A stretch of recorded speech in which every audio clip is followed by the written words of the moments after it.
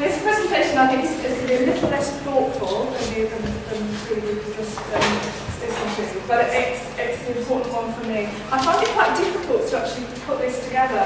I really want to be positive and upbeat about the projects that we've done the last few years and the projects that we've got planned. But we've got quite a lot of obstacles in libraries and archives, and I really need to be able to articulate them to you, and then I'll be able to get on with it. Okay, so bear with me.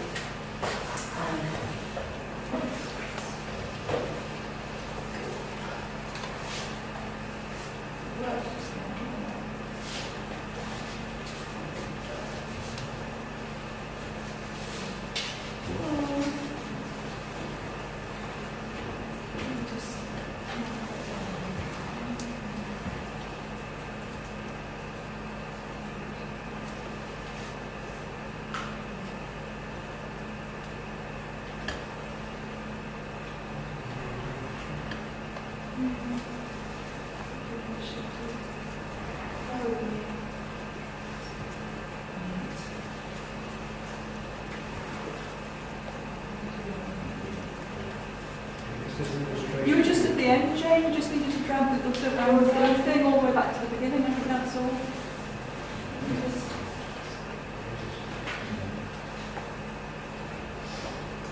I shouldn't put it up in the break.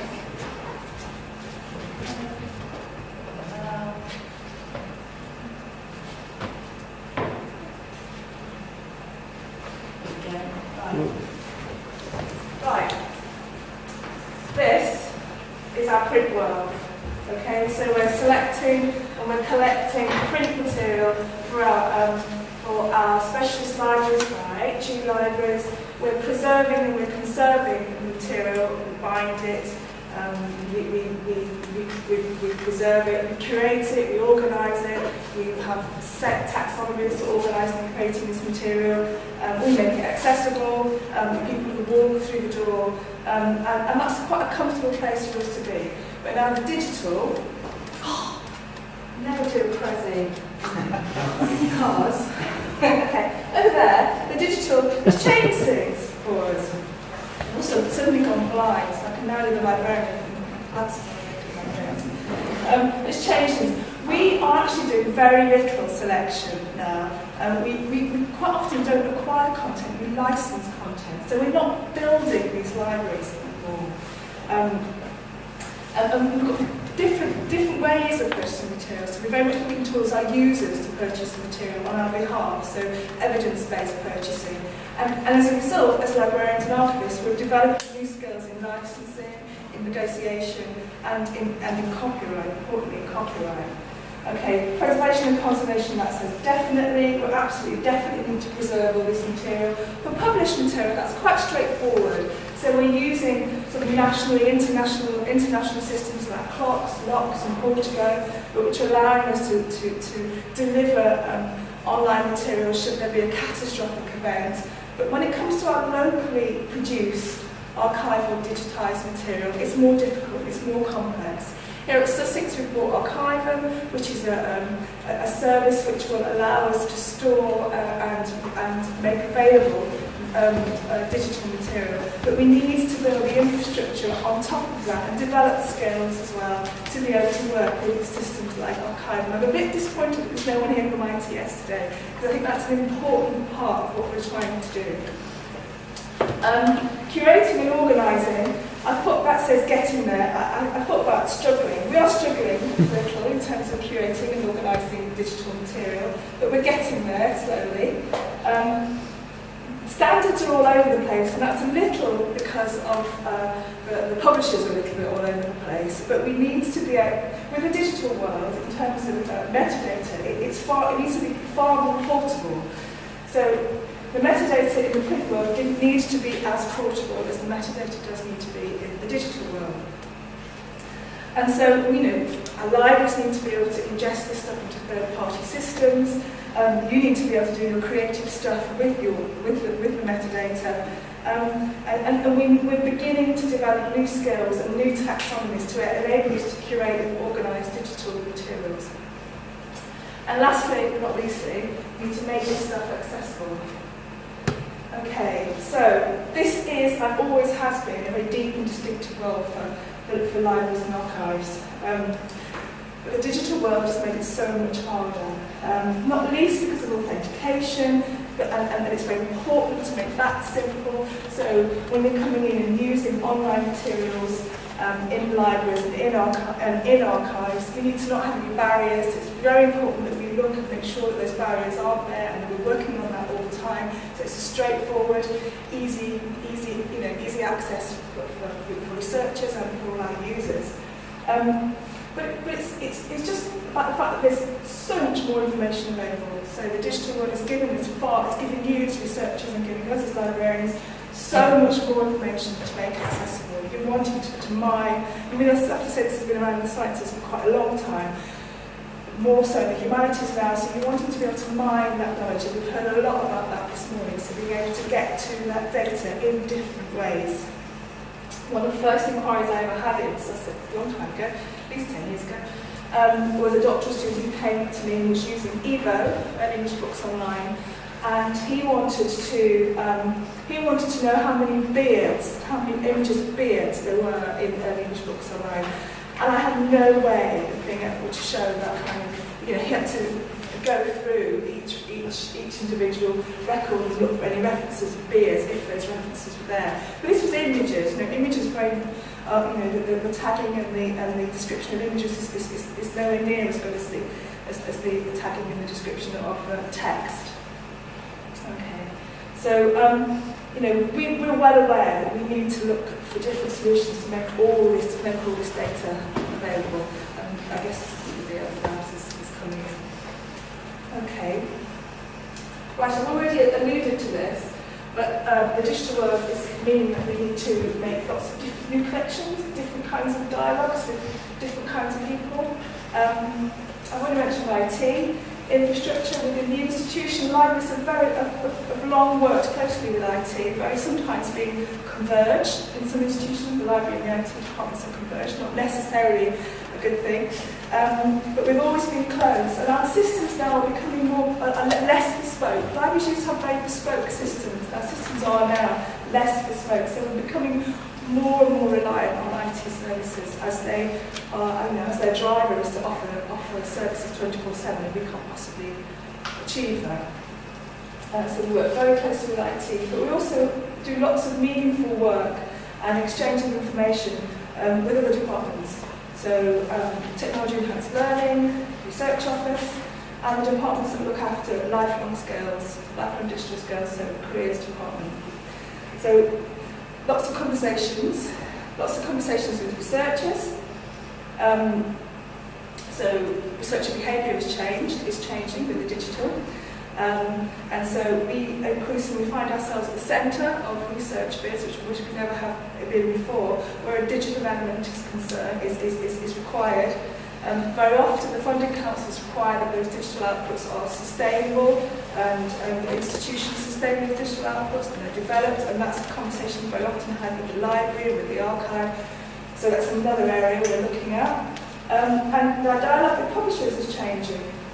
We've got, in the digital world, libraries have got quite an influential role, probably not quite as influential as the academics have with publishers, but nevertheless it's an important one for higher education because online resources are expensive. Resources that the publishers produce are expensive, and it's important that we, it's our responsibility to ensure that the material is delivered in as cost-effective way as possible, and also that it's usable for yourselves. Okay, now, I will now move on to some of our projects, but before I do, I just want to say that there's something I heard at a presentation last week, in that, and it's something the British Library, I guess, doesn't have as much of an issue as we do. Although having worked in the British Library for a long time, I do know that there are other commitments that staff may have, but we have our local requirements, so we need to be able to, I can't see that at all. We need to be able to deliver reading lists and services and support for our students and our researchers. So although we'd love to be doing this stuff all the time, and it's really exciting, we have to balance that with our local requirements. And so every hour spent on doing any of these projects is an hour less spent on reading lists and delivering journals. And that's an important part for us, but this has to be balanced. Anyway, I picked 3 projects, all of which, for the reason being that they were innovative for us. I picked 4 projects, I now just remember they were innovative for us. They were this small bridges thing, so this thing that Ben mentioned earlier on. It's about small bridges. It's not about building massive online resources. It's about developing skills, being innovative, and doing new things and working with different people. So the collaboration aspect is important. So the first one is the Salva Loop Data Project, which is a couple of years old now, but it was led by Special Collections and by Chris Keane in the library, who's our technology expert. And we got 23,000 records from the Mass Observation Archive out of the CARM Archival Management Database, and we turned them into EAD records. Now, EAD is an XML standard for archival finding aids. It's similar to MARC. And what we did was we worked with EduServe and with UConn, who don't exist anymore, but who were important at the time, to transform these records into linked data. So that data now is out there, you can reuse it. It's important. It wasn't a huge project, but it was important because it brought lots of skills into Special Collections and into the library, and that data is now there for us to reuse, or anyone to reuse. The second one there is Observing 1980s, which you may well have heard of. It started in the library, and it was led by the library, and we worked with a number of people, including Lucy Robinson in history, and Jill Kirby in history as an audience. We essentially pulled together 3 different collections, so mass observation projects material from the British Library Sound Archive, or history material from the Sound Archive, and some ephemera that was in the library. And we digitised all this material, went through the process of making it open on a CC BY and C licence. I think we would have gone, in hindsight, we would have just gone for a CC BY licence, but it was a couple of years ago when it was a bit dodgy about the NC. And made it available raw for anyone to reuse. The second part of the project was then to be able to cook that raw material. This is where Lucy used all this material on her for her teaching. Lots of new things learned there. One being that when developing these types of projects, I think we benefited from it being, I guess, what we call an event-based project. So whilst we were promoting it, Margaret Thatcher died, and so that helped enormously.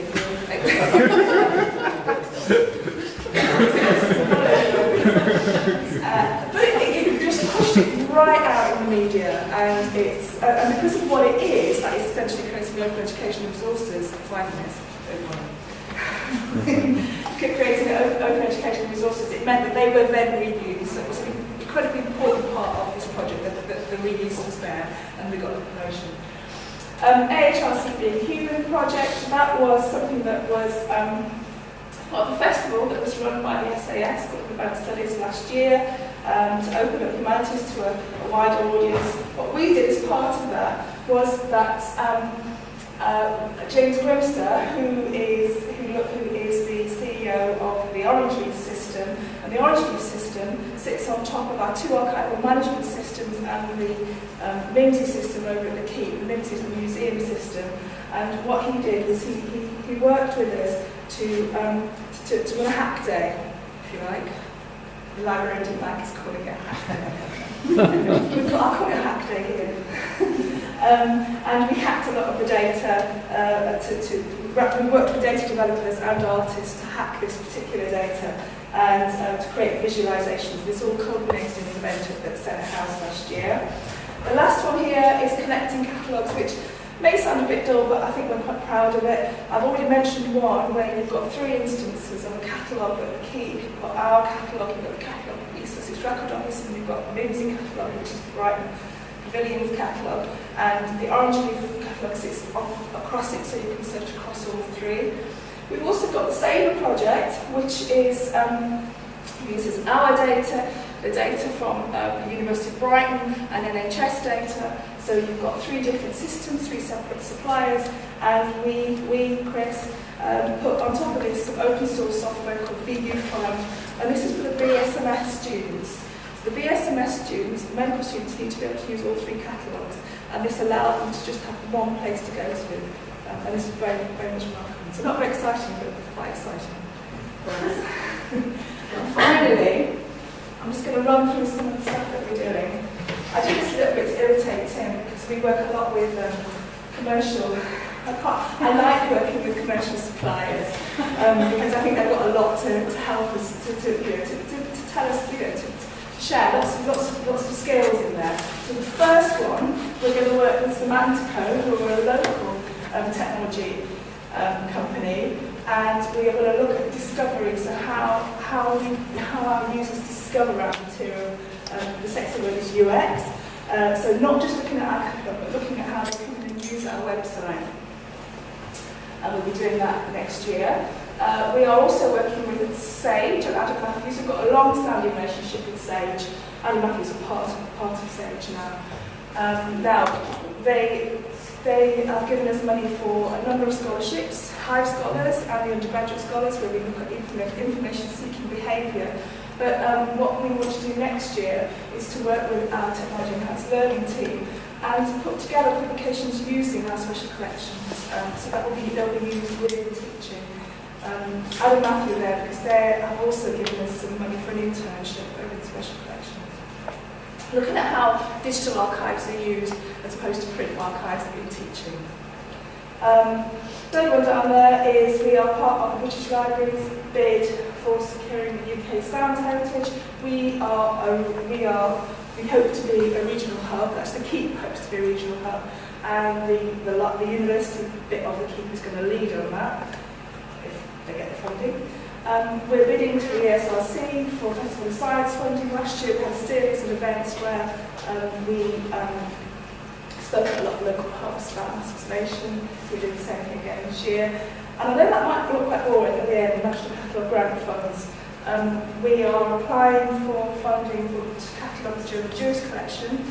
The stuff needs to be catalogued and opened up. You can talk about digitising material to the COWS component. The first thing you need to do is to open up the box, and then you have to catalogue it, and then you can scan it, and then you can do what you like with it. But the first thing you have to do is to get the money to be able to open the box, because it's expensive. So I'll put that there, but that's really important. Starting point. Okay.